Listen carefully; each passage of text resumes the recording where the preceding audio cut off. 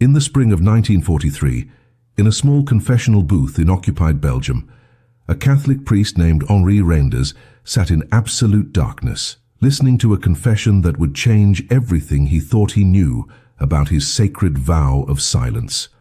On the other side of the wooden partition, an SS officer was unburdening his soul, detailing with chilling precision the locations of upcoming raids against Jewish families hiding in the countryside, the names of collaborators who had betrayed their neighbors, and the exact routes the Gestapo would take through the forests surrounding Liège.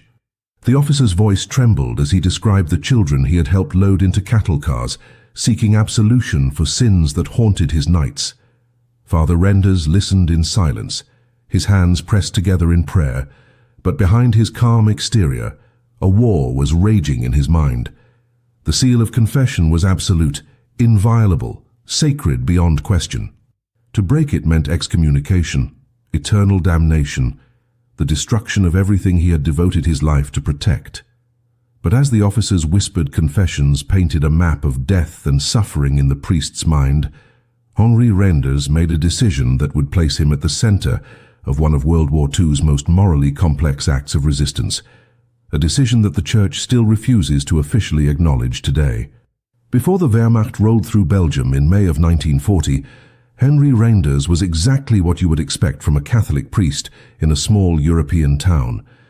Born in Brussels in 1899, he had entered seminary at 17, been ordained at 24, and spent nearly 2 decades serving his parish with unremarkable devotion.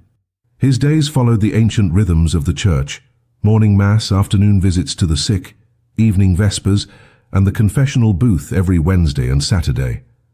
The people of his parish knew him as a gentleman with a scholar's face and a tendency to lose himself in theological texts, someone who seemed more comfortable with Latin manuscripts than with the messy realities of human suffering.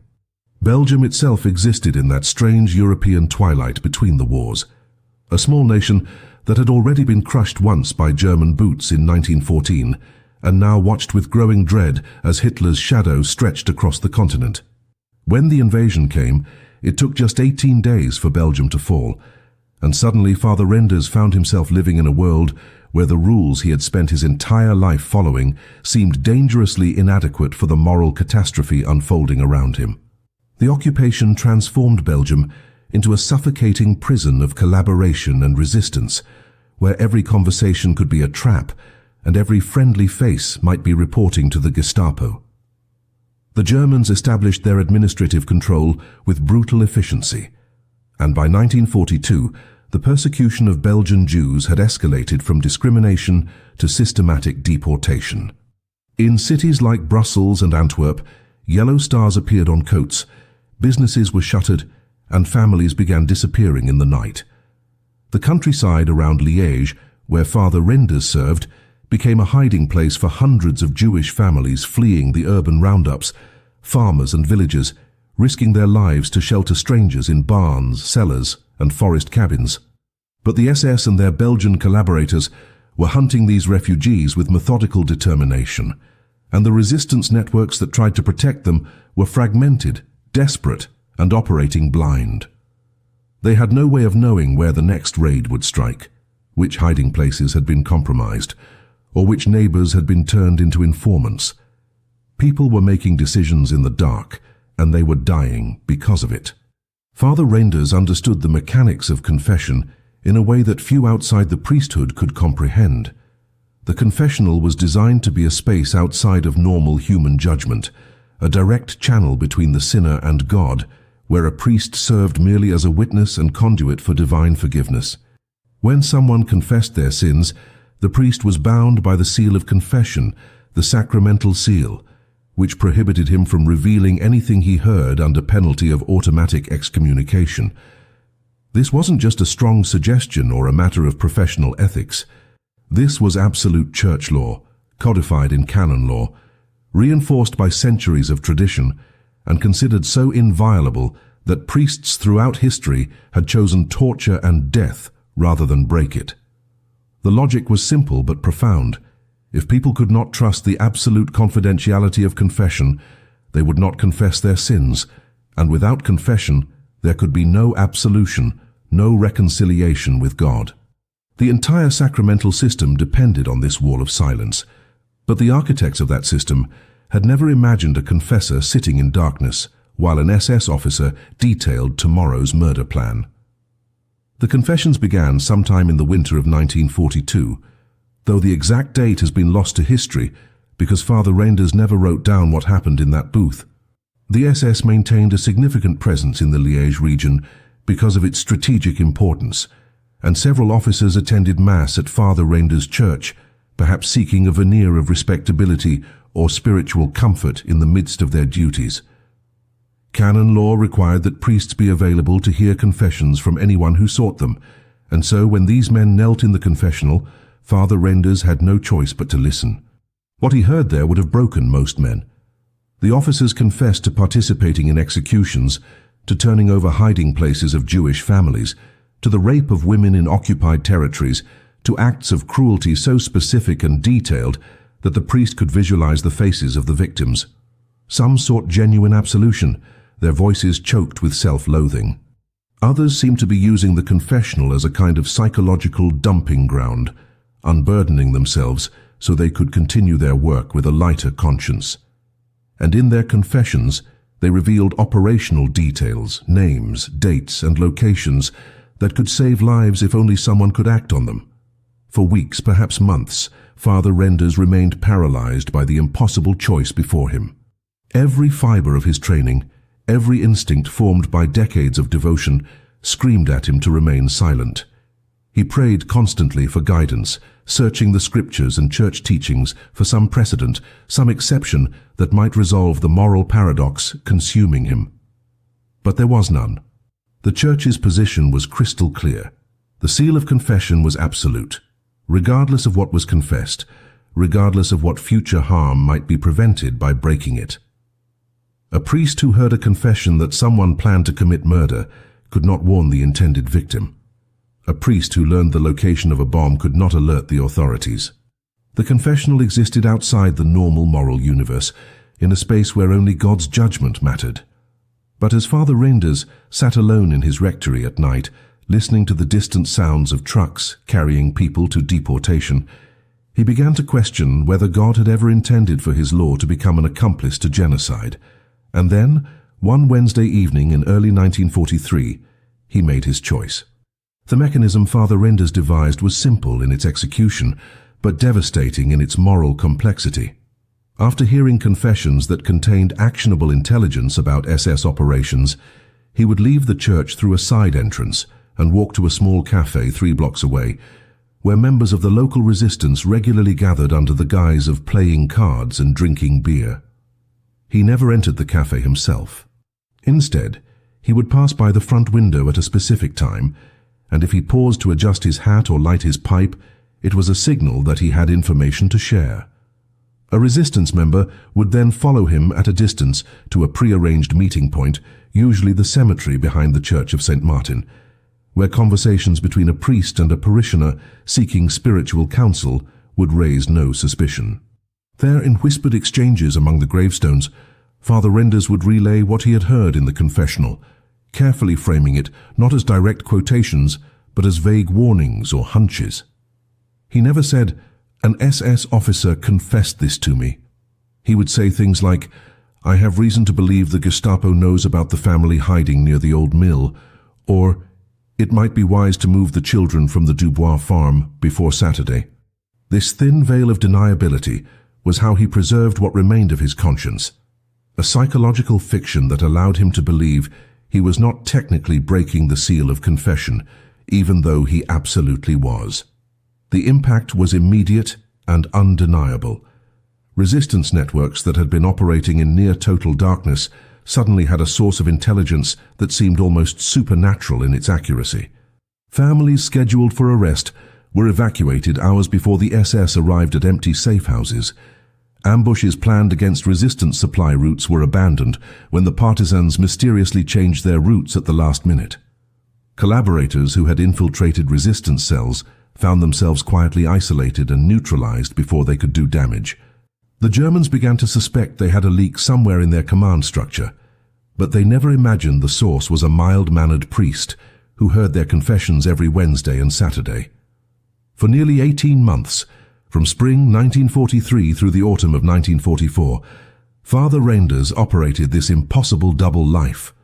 By day he performed Mass, visited the sick, and maintained the routines of parish life with such normalcy that even his fellow priests noticed nothing unusual. By night, he carried the crushing weight of his violation, praying for hours in the empty church, begging God for forgiveness even as he prepared to sin again the following week. The human cost of his decision extended far beyond the lives he saved. Father Reinders understood with absolute clarity that he had placed his immortal soul in jeopardy for the sake of temporal lives, and the Catholic theology he had devoted his life to studying offered him no comfort on this point. If the Church's teaching was correct, if the seal of confession truly was inviolable under any circumstance, then he was committing a mortal sin each time he passed information to the resistance. He had weighed eternal damnation against the lives of Jewish families, partisan fighters, and innocent children, and he had chosen the children. This was not a decision born from theological sophistication or careful casuistry.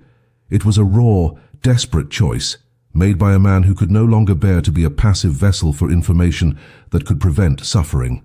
He never discussed his actions with other priests or sought guidance from his bishop, because he knew what they would tell him.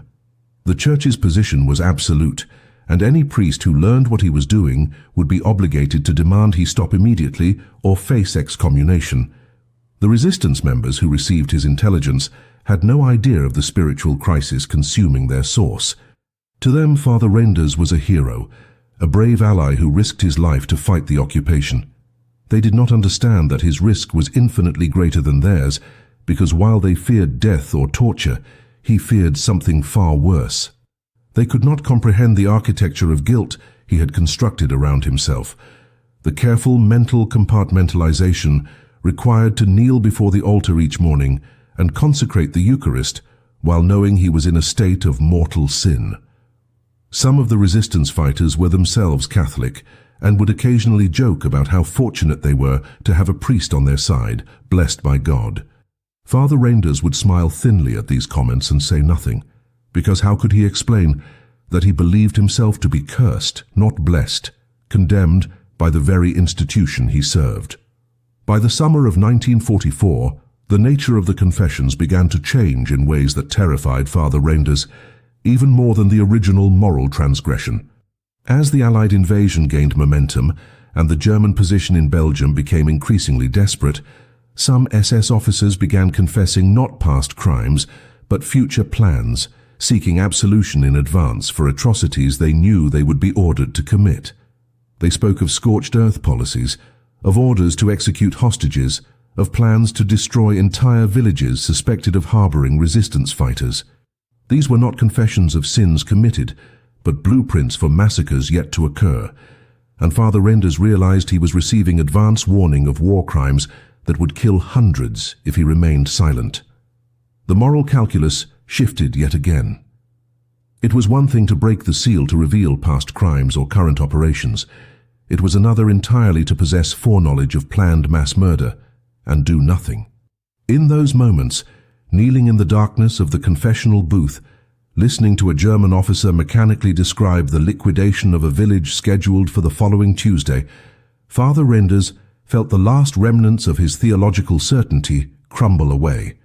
The system Father Reinders had established worked with lethal precision through the spring and summer of 1944, but it began to fray under the weight of its own success.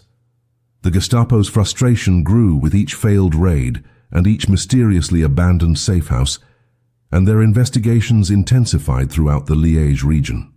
They began monitoring churches more carefully, photographing parishioners, tracking the movements of priests, and interrogating anyone who seemed to have advanced knowledge of their operations. The SS officers who confessed to Father Reinders remained oblivious to the connection between their whispered admissions and the resistance's uncanny foreknowledge, but the German intelligence apparatus was methodically eliminating possibilities. They executed suspected informants within their own ranks, tortured captured resistance members for information about their sources, and placed the entire region under increasingly suffocating surveillance. Father Reinders knew it was only a matter of time before the net tightened around him. But he could not stop. Each confession brought new information too valuable to waste, new lives hanging in the balance, new choices between silence and action. The psychological toll became visible to those who knew him well. Father Renders had always been a thin man, but by mid-1944 he had become gaunt. His cassock hanging loose on a frame, hollowed out by stress and sleeplessness. His sermons, once delivered with scholarly precision, became increasingly abstract and tortured, filled with references to Abraham's willingness to sacrifice Isaac, to Peter's denial of Christ, to Judas's betrayal and suicide. Parishioners who had known him for years began to worry about his health, suggesting he take time to rest or visit family in Brussels. He refused all such suggestions with a terseness that was unlike him, because rest was impossible when every Wednesday and Saturday brought new confessions that demanded new betrayals. He developed a tremor in his hands that made it difficult to hold the chalice during communion, and more than once he had to excuse himself during Mass to vomit in the sacristy, his body physically rejecting the contradiction between what he professed at the altar and what he practiced in the cemetery. The resistance network that benefited from his intelligence grew bolder and more effective with each successful operation. They began to trust the information so completely that they planned increasingly ambitious actions based on it, ambushing German supply convoys, rescuing prisoners from transport trucks, even attempting to assassinate a particularly brutal Gestapo commander whose confession had revealed his daily routine. This last operation failed when the commander changed his schedule at the last minute, and 3 resistance fighters were killed in the botched attempt. When Father Renders learned of their deaths, he spent an entire night on his knees before the altar, trying to understand the mathematics of his guilt. Had he saved those 3 men by providing the intelligence that kept them alive until that moment, or had he killed them by giving them false confidence in the infallibility of his information? The question had no answer, but it joined the growing collection of unanswerable questions that haunted him. The relationship between Father Renders and the resistance members became increasingly strained as the war progressed. They wanted more from him, more details, more specific intelligence, more frequent meetings. They began to pressure him to not just relay what he heard, but to actively probe during confessions, to ask leading questions that might extract additional useful information. This he absolutely refused to do, because it crossed a line even his compromised conscience could not accept. A priest could listen to a confession, even if he later violated the seal by repeating what he heard, but to manipulate the confession itself, to turn the sacrament into an interrogation, was a desecration so profound that he could not contemplate it. His refusal angered some resistance members who saw his scruples as a dangerous luxury in wartime, and bitter arguments took place in the cemetery, whispered fights where Father Renders had to defend the sanctity of a sacrament he was already violating every time he met with them. The breaking point came in August of 1944, just weeks before Belgium's liberation. An SS officer confessed to Father Renders that he had been ordered to execute 32 hostages in retaliation for a resistance attack on a German garrison. The execution was scheduled for the following morning at dawn in the town square. The officer's confession was different from the others, his voice thick with genuine horror at what he was about to do, begging for absolution while simultaneously explaining that refusal to follow the order would result in his own execution for cowardice. He gave every detail: the location, the time, the names of 12 of the hostages he had personally reviewed on the execution list, the number of soldiers in the firing squad, even the fact that the hostages included a 14-year-old boy whose only crime was being the son of a suspected resistance member. Father Renders listened to this confession in a state of absolute paralysis, knowing that if he maintained the seal of confession, 32 people would die at dawn, and if he broke it, he would be directly responsible for whatever chaos his interference created. He granted the officer absolution with words that felt like ashes in his mouth, and the moment the German left the confessional, Father Renders made his decision. Father Renders did not go to the cafe that night. Instead, he went directly to a farmhouse 5 kilometers outside town, where the resistance maintained one of its command posts in a hidden cellar beneath the barn. He had never visited this location before, had always insisted on maintaining the careful protocols of dead drops and cemetery meetings, but 32 lives in less than 12 hours left no room for caution. He arrived just after midnight, his bicycle rattling over the dark country roads, and when he knocked on the farmhouse door, the resistance fighters inside barely recognized the wild-eyed priest who pushed past them and demanded to speak with their commander immediately. In the cellar, surrounded by maps and weapons and young men who smelled of gunpowder and fear, Father Renders laid out everything he knew about the planned execution with a precision that shocked everyone present. He gave them the exact location in the town square, the time of 5:30 in the morning, the number of soldiers in the firing squad, the route the hostages would be transported along from the Gestapo holding cells.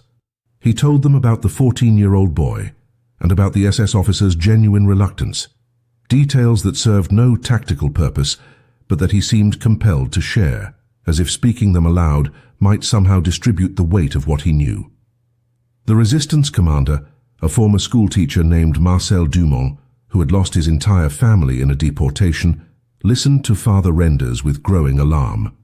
What the priest was proposing, though he had not stated it explicitly, was a daylight raid on a heavily guarded execution in the center of town with less than 6 hours to plan and prepare. It was borderline suicidal. The Gestapo would have the square surrounded, snipers on the rooftops, machine gun positions at every intersection. A rescue attempt would almost certainly result in more deaths than it prevented, and it would bring savage reprisals down on the entire town. Dumont said all of this to the priest, expecting him to back down, to acknowledge the impossibility of what he was asking. But Father Renders did not back down. Instead, he explained with terrible clarity that if they did nothing, 32 people would die, and that he could not live with that knowledge, could not grant absolution to a man who would murder a child at dawn and then simply wait for morning to arrive. He had already damned himself by breaking the seal of confession, he told them. He would not compound that damnation by allowing the information to go unused. If they would not attempt a rescue, he would go to the town square himself and physically place his body between the hostages and the firing squad. The resistance fighters in that cellar had to make an impossible calculation in the early hours of the morning. They had perhaps 60 effective fighters in the entire Liège region, and committing them to a daylight operation against prepared German positions could destroy their network entirely. But they also understood that Father Renders was serious about his threat to intervene alone, and if a Catholic priest was publicly executed for attempting to shield hostages, the reprisals would be catastrophic anyway. More than that, several of the men in the room recognized names on the list of hostages the priest had provided. One was a cousin, another was a former colleague, a third was a neighbor who had hidden resistance fighters in his attic for 6 months. The decision was not really about tactical wisdom or probability of success. It was about whether they could live with themselves if they did nothing. They decided to act, and in the 4 hours remaining before dawn, they assembled the most desperate plan in the history of their resistance cell. The plan was built on speed, chaos, and the exploitation of a single narrow window of vulnerability. Father Renders had mentioned that the hostages would be transported from the Gestapo cells to the town square in 2 trucks, traveling along Rue de la Cathédrale, a narrow street with tall buildings on both sides. The execution was scheduled for 5:30, which meant the trucks would likely depart the Gestapo headquarters at approximately 5:15 to allow time for the hostages to be positioned in the square. The resistance would hit the convoy on Rue de la Cathédrale at exactly 5:20, using the buildings for cover and the narrowness of the street to prevent the German escort vehicles from maneuvering. They would have perhaps 90 seconds to kill or suppress the guards, extract the hostages from the trucks, and disappear into the maze of side streets before German reinforcements arrived. 90 seconds to save 32 lives, or die trying. They divided their forces into 3 teams, one to attack the convoy directly, one to provide covering fire from the rooftops, and one to guide the freed hostages through a pre-planned escape route to safe houses in the countryside. Father Renders demanded to be part of the escape team, and though the resistance fighters tried to refuse him, he would not be deterred. At 5 in the morning, as the first grey light touched the rooftops of Liège, Father Renders knelt in his church one final time. He did not pray for success or for the safety of the resistance fighters or even for the lives of the hostages.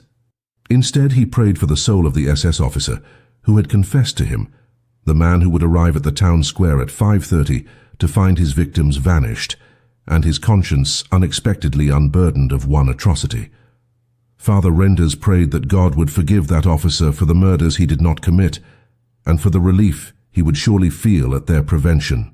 Then the priest stood, removed his clerical collar for the first time in 20 years, and walked out into the dawn to commit the most holy sin of his life.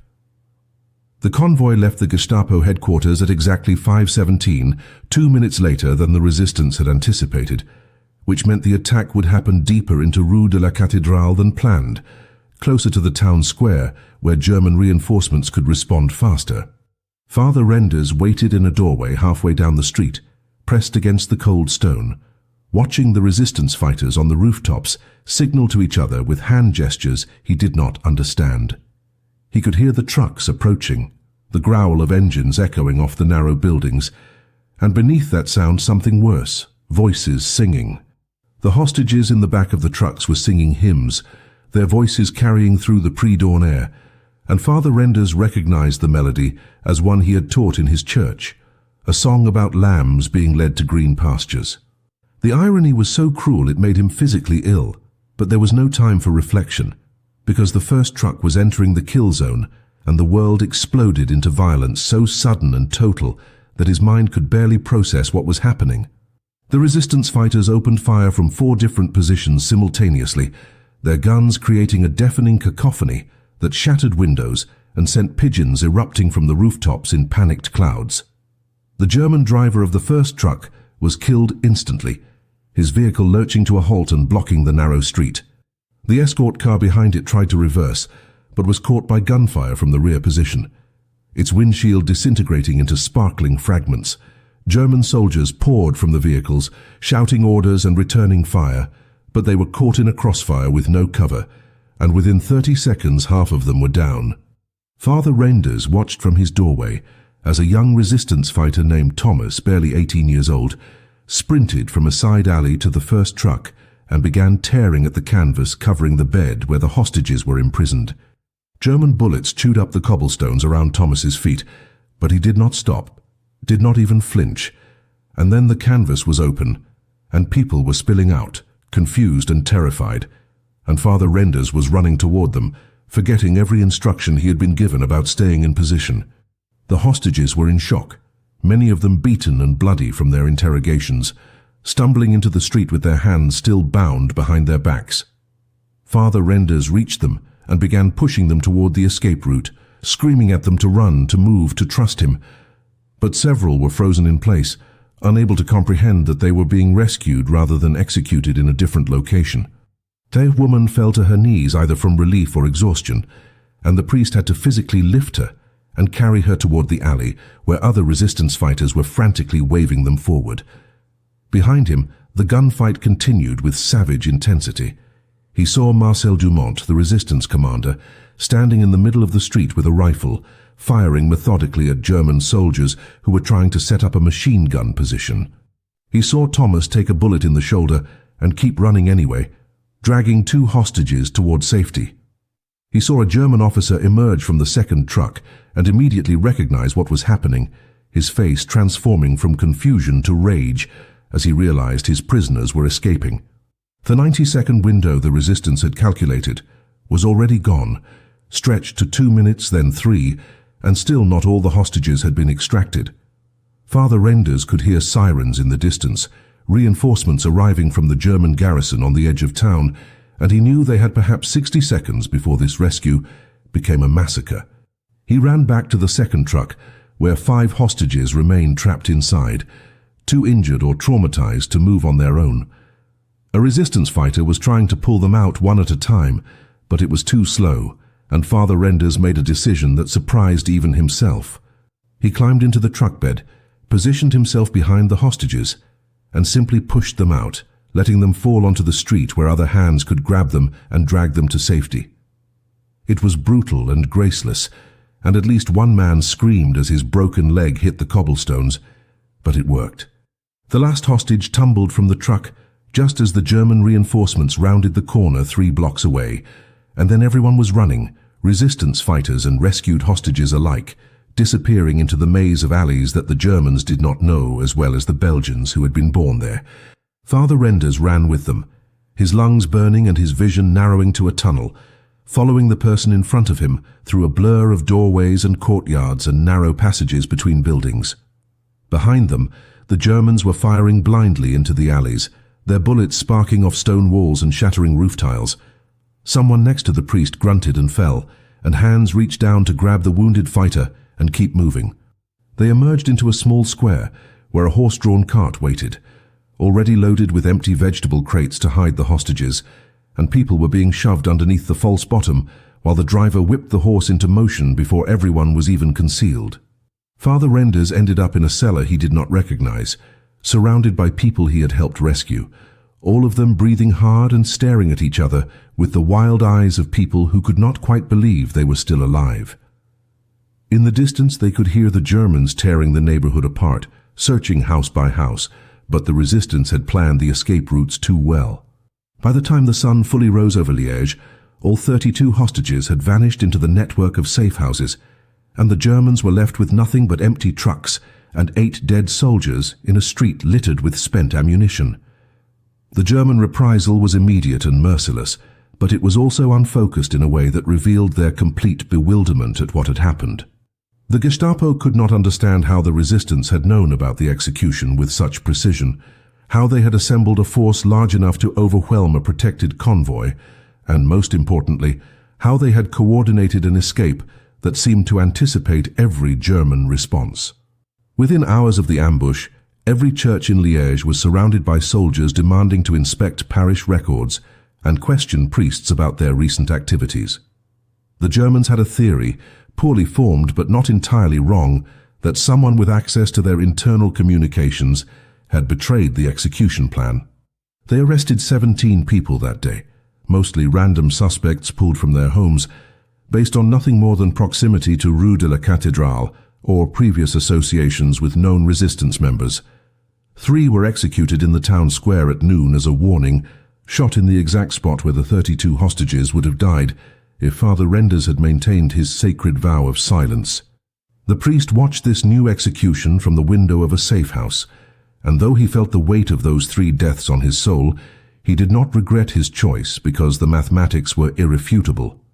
3 dead instead of 32 was still a victory, even if it was a victory that tasted like poison. Father Renders could not return to his church.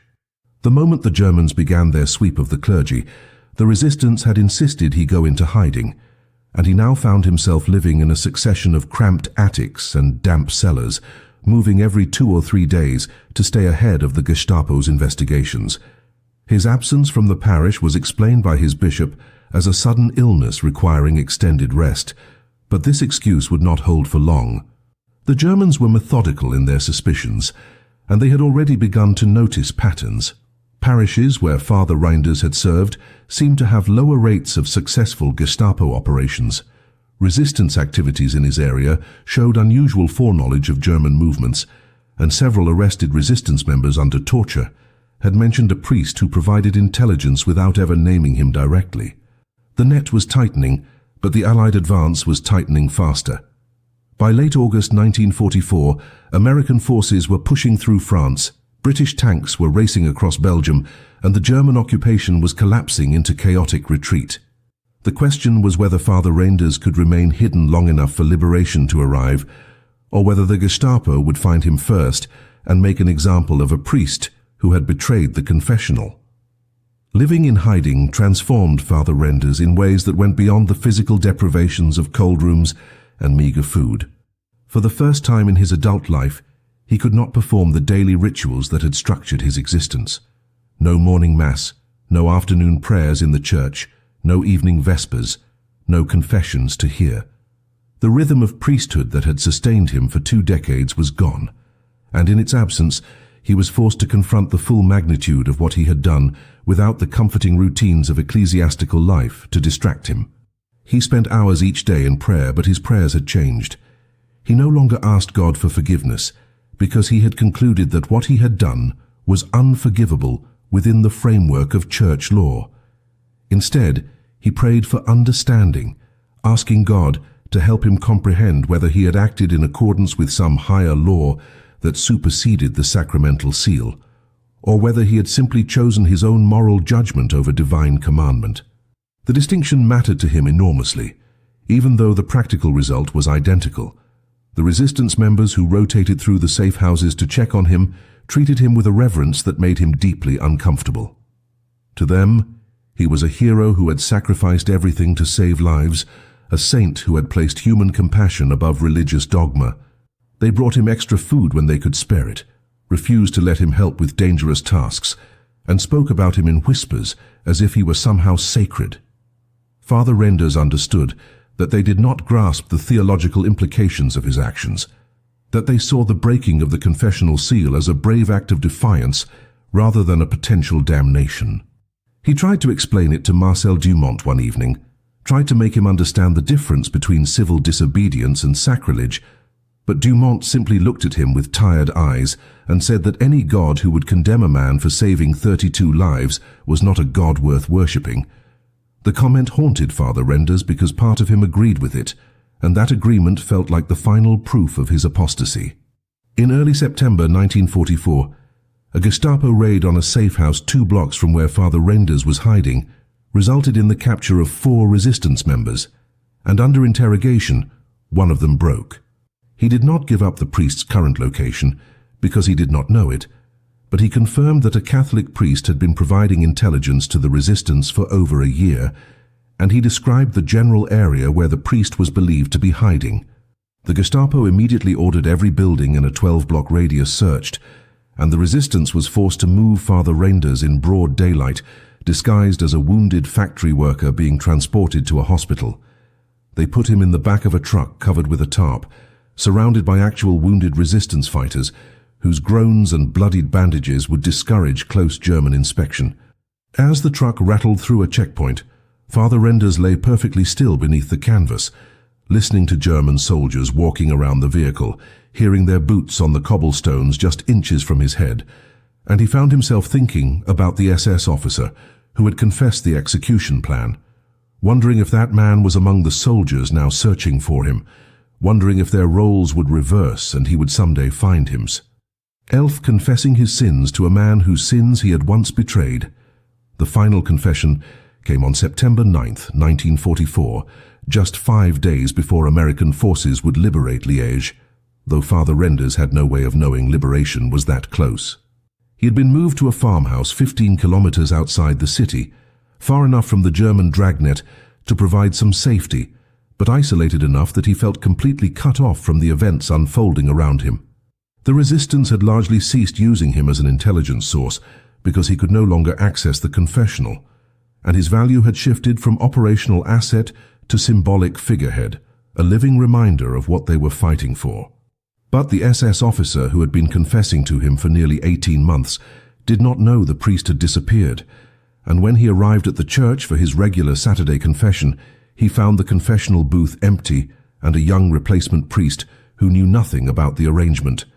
The officer left the church in visible distress, and one of the resistance members who maintained surveillance on the parish followed him through the streets of Liège as he walked aimlessly for hours, clearly struggling with some internal crisis. The resistance member reported this behavior to Marcel Dumont, who made a decision that would haunt everyone involved. He decided to bring the SS officer to Father Renders for one final confession. The operation to extract the German officer without killing him required a level of precision the resistance had rarely attempted. They waited until he was walking alone through a poorly lit street near the river, then surrounded him with 6 armed fighters who gave him a choice: come quietly or die immediately. The officer, perhaps recognizing that death might be preferable to what was coming, chose to surrender. They blindfolded him, bound his hands, and transported him in the trunk of a stolen car to the farmhouse where Father Renders was hiding. When they pulled him from the trunk and removed the blindfold in the barn, the officer found himself face to face with the priest who had heard his confessions for a year and a half, and the recognition that dawned in his eyes was terrible to witness. He understood instantly what had happened, understood that every confession he had made had been transformed into a weapon against his own forces, and the betrayal shattered something fundamental in him.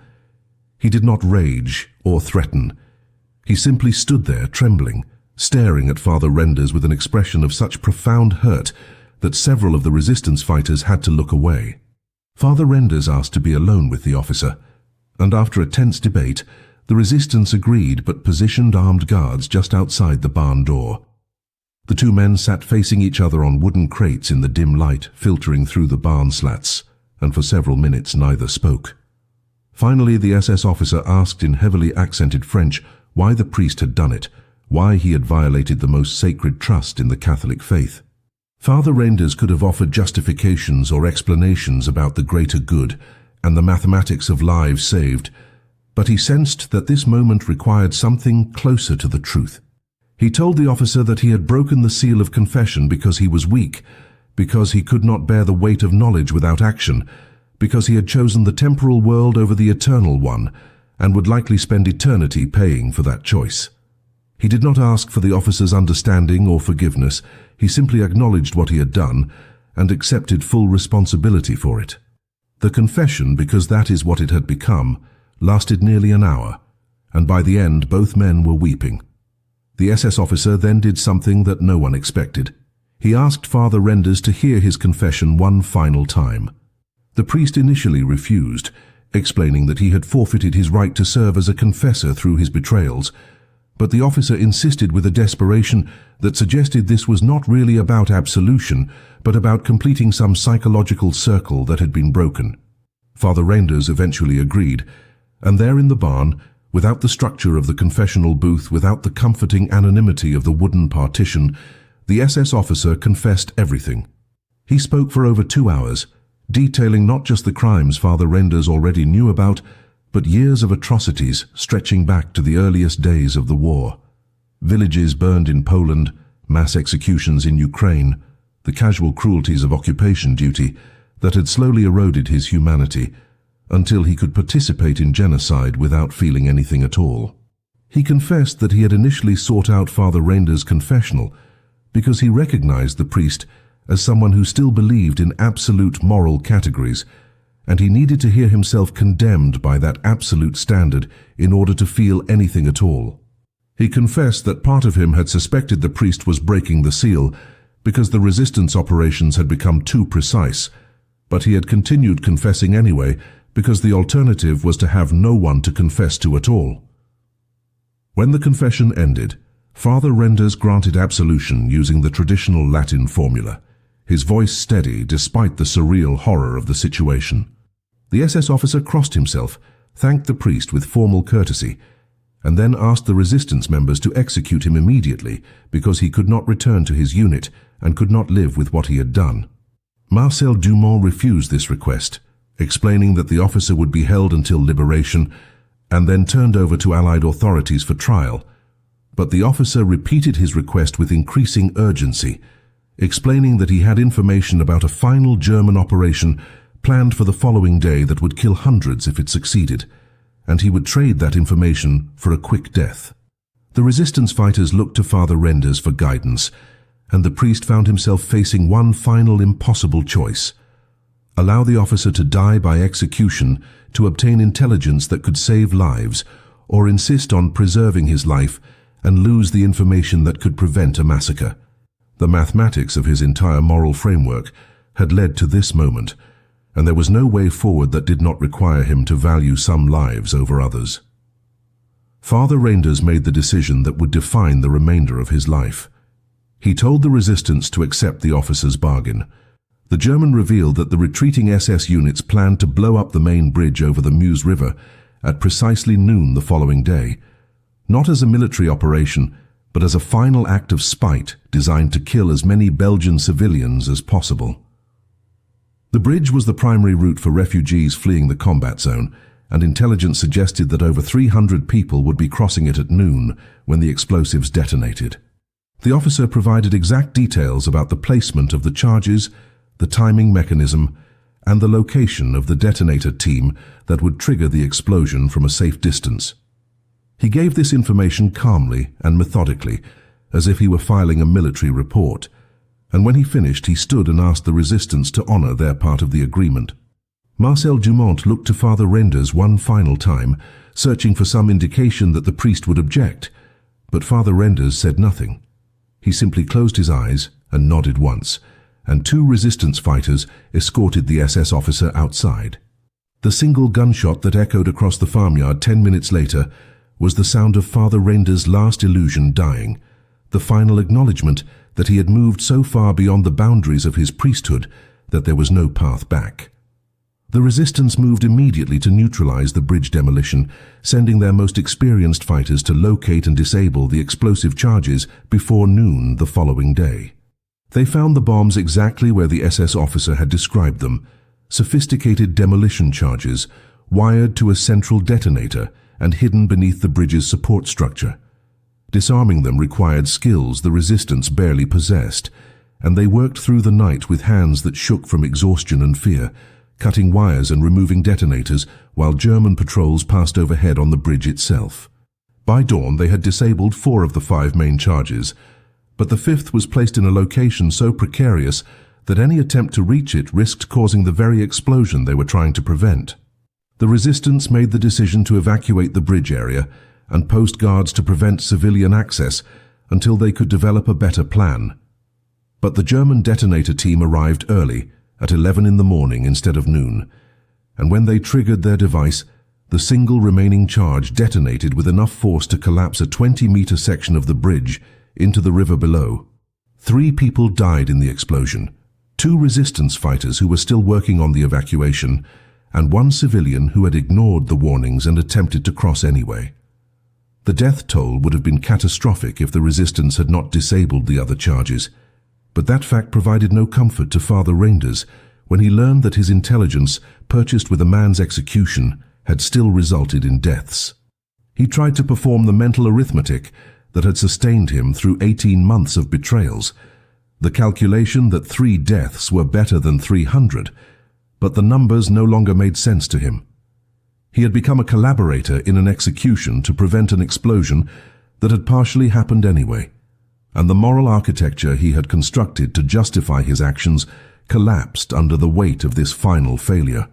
He spent the days following the bridge explosion in a state of near catatonic silence, speaking to no one, eating nothing, simply sitting in the corner of the farmhouse bedroom, staring at a wall while the sounds of distant artillery grew closer as the Allied forces approached. Liberation came on September 14, 1944, when American tanks rolled into Liège and the German occupation evaporated in a matter of hours. The city erupted in celebration. Resistance fighters emerged from hiding to embrace the liberators, and church bells that had been silent for 4 years rang out across the city. Father Renders heard the bells from the farmhouse and understood that he should feel joy or relief or gratitude, but he felt nothing except a profound exhaustion that went beyond the physical. Marcel Dumont arrived at the farmhouse that evening in an American jeep, grinning and triumphant, and told the priest that he was a hero, that the resistance wanted to present him to the Allied command as one of their most valuable intelligence assets, that there would be medals and recognition, and perhaps even papal acknowledgement of his courage. Father Renders listened to this with the expression of a man receiving a death sentence, and when Dumont finished, the priest asked only one question: could he return to his church now that the Germans were gone? Dumont assured him that he could, that he was free to resume his life, and Father Renders thanked him quietly and asked to be left alone. That night, Father Renders wrote a letter to his bishop confessing everything he had done during the occupation. He detailed every instance of breaking the sacramental seal, every piece of intelligence he had passed to the resistance, every operation he had enabled through his betrayals, and the final execution he had authorized by accepting the SS officer's bargain. The letter was 23 pages long, written in meticulous handwriting that showed no erasures or corrections, as if he had been composing it in his mind for months and was simply transcribing a completed text. He ended the letter by requesting formal laicization, the process by which a priest is released from his vows and returned to the lay state, explaining that he could no longer in good conscience claim to be a servant of God when he had so thoroughly violated the laws of the church he served. He sealed the letter, addressed it to the diocesan office in Brussels, and placed it on the table in the farmhouse bedroom. Then he lay down on the bed, still wearing the civilian clothes he had worn in hiding, and waited for morning to come so he could face whatever judgment awaited him. The response from Father Render's bishop arrived 3 weeks later, and it was nothing like what the priest expected. The bishop did not acknowledge the confession in writing, did not address the specific violations detailed in the 23-page letter, and did not grant or deny the request for laicization. Instead, the response was a single paragraph ordering Father Renders to return to his parish immediately, resume his duties without public comment on his wartime activities, and report to the diocesan office in Brussels at a date to be determined later. The tone was bureaucratic and cold, devoid of either condemnation or support, and Father Renders understood immediately what was happening. The Church was choosing to ignore his confession because acknowledging it would require them to address the impossible theological questions it raised. If they officially recognized that he had broken the sacramental seal, they would have to excommunicate him. But excommunicating a priest who had saved hundreds of lives during the Nazi occupation would be a public relations catastrophe in liberated Belgium. So instead, they were choosing institutional amnesia, pretending the confession had never been written, and hoping the entire matter would fade away if everyone simply refused to discuss it. Father Renders returned to his parish in early October 1944 to find his church decorated with flowers and filled with parishioners who had heard rumors of his heroism during the occupation.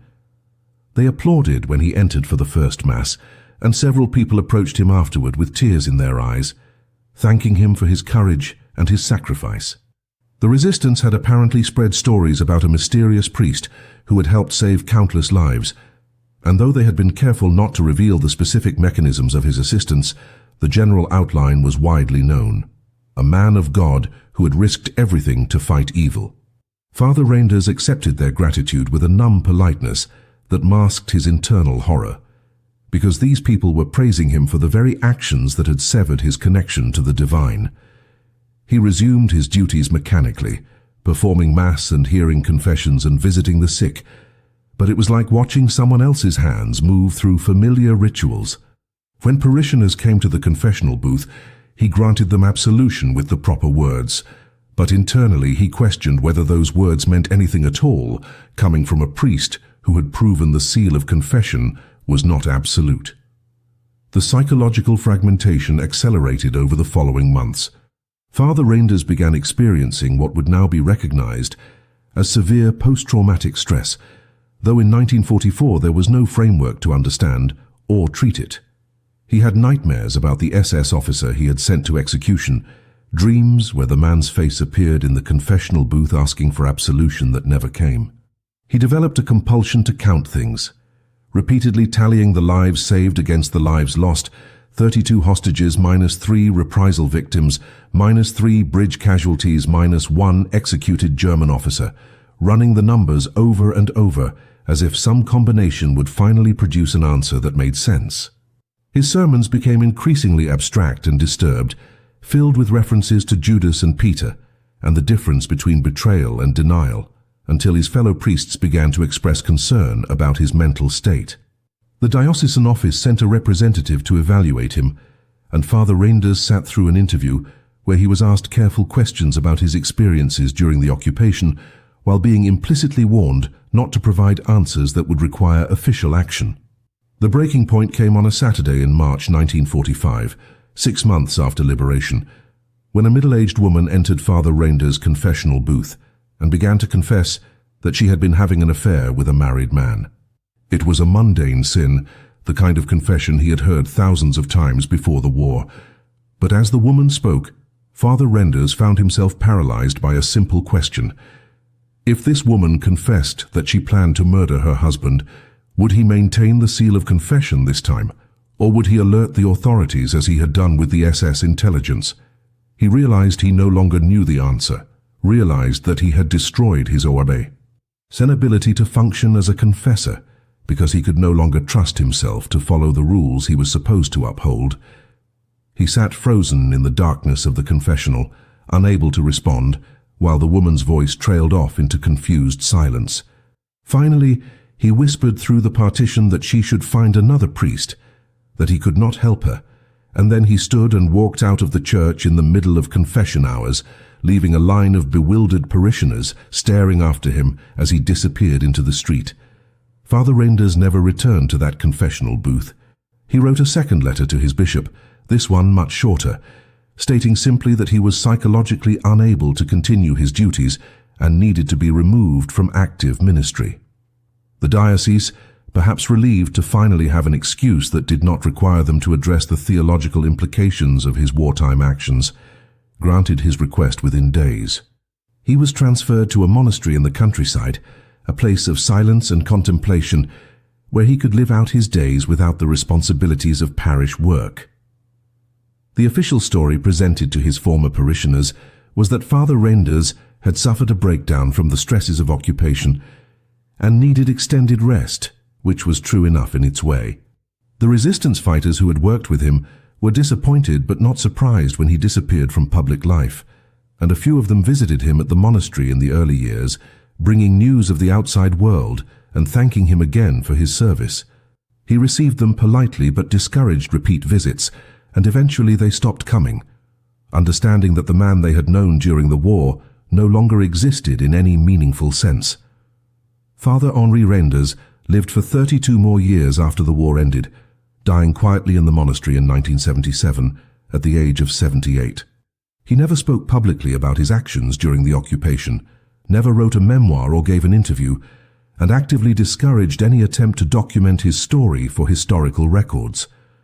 The monastery became his sanctuary and his prison, a place where he could exist in a state of permanent penance without having to confront the world that wanted to celebrate him as a hero. He spent his final decades in manual labor and private prayer, working in the monastery gardens and attending services with a regularity that suggested either profound devotion or profound ritual, though those who knew him suspected it was the latter. In his final years, when other elderly monks would gather to share stories of their lives before taking vows, Father Reinders remained silent, and the younger monks learned not to ask about the faded scars on his conscience that were as visible as if they had been carved into his flesh. He died as he had lived those final 3 decades, alone with his choices, unable to resolve the contradiction between the lives he saved and the vows he shattered, a man trapped in the gap between human morality and divine law. The historical record of Father Reinders' activities during World War II remains deliberately incomplete, obscured by the Church's institutional reluctance to examine the theological implications of his case. The resistance networks he assisted were well documented by post-war historians, and the operations he enabled saved an estimated 400 to 600 lives through various interventions, though the exact number is impossible to verify. The rescued hostages from the Rue de la Cathédrale ambush survived to tell their stories, and several of them tried to locate the priest who had orchestrated their rescue, but the Church consistently denied any knowledge of his specific involvement. The SS officer who confessed to Father Reinders and was later executed by the resistance was never identified by name in any official record, his death attributed to resistance action without elaboration. The bridge demolition that partially succeeded, despite the priest's intelligence, claimed those 3 lives and remains a footnote in the liberation of Liège, overshadowed by the larger celebration of freedom. The church archives in Brussels contain Father Reinders' 23-page confession, but it has never been made public, and likely never will be, locked away as evidence of a question the institution cannot answer. What makes Father Reinders' story so haunting is not the heroism of his actions but the impossibility of his choice. He existed at the intersection of 2 absolute moral systems that demanded contradictory responses: the Catholic doctrine that declared the seal of confession inviolable under any circumstance, and the basic human imperative that possessing knowledge of preventable suffering creates an obligation to prevent it. Modern ethicists and theologians still debate his case in academic circles, though rarely with his real name attached, arguing about whether extreme circumstances can justify violating sacred vows, whether individual conscience can supersede institutional law, whether the mathematics of lives saved can ever outweigh the breaking of an absolute promise. But these debates miss the essential truth of Father Render's experience. He did not make his choice because he had resolved the theological contradiction. He made it because the alternative was unendurable, and he spent the rest of his life paying the psychological price for choosing human compassion over divine obedience. He was neither hero nor villain, but something more painful. A good man forced to become bad by circumstances that should never have existed. The legacy of Father Henri Renders exists in the hundreds of people who lived because of his betrayals, in the families that exist today because their grandparents were not executed in a town square or blown apart on a bridge. Most of them never knew his name or understood the specific mechanism of their salvation, but they lived, and they had children, and those children had children, and the ripples of his choice extend through generations. But his legacy also exists in the unresolved questions he left behind, in the theological wound he opened that the Church has never properly addressed. What happens when following God's law requires complicity in evil, when maintaining sacred vows means becoming an accessory to murder, when the choice is between damnation through action or damnation through inaction? The Church wants to forget Father Renders because his story exposes the brutal truth that moral systems designed for normal times collapse under the weight of extreme circumstances, and that sometimes the only way to remain human is to break the rules that define your humanity. This is the story the history books barely mention and the Church refuses to acknowledge. A priest who weaponized the confessional, turning the most sacred space in Catholicism into an intelligence-gathering operation, and who saved hundreds of lives by becoming precisely the kind of priest his vows forbade him to be. Father Henri Renders understood that he was committing a mortal sin every time he passed German secrets to the resistance, understood that he was risking eternal damnation for the sake of temporal lives, and he did it anyway because the alternative was to let children die while he protected his own soul. In the end, perhaps that was the most profound act of faith imaginable, believing in God deeply enough to risk God's judgment, trusting that a divine being capable of creating moral law would also be capable of understanding why a human being might need to break it. Or perhaps it was the ultimate act of doubt, the choice of a man who no longer believed that any God worth worshipping would build a moral system that required complicity in genocide. Father Renders took that question to his grave, and 80 years later we still do not know the answer.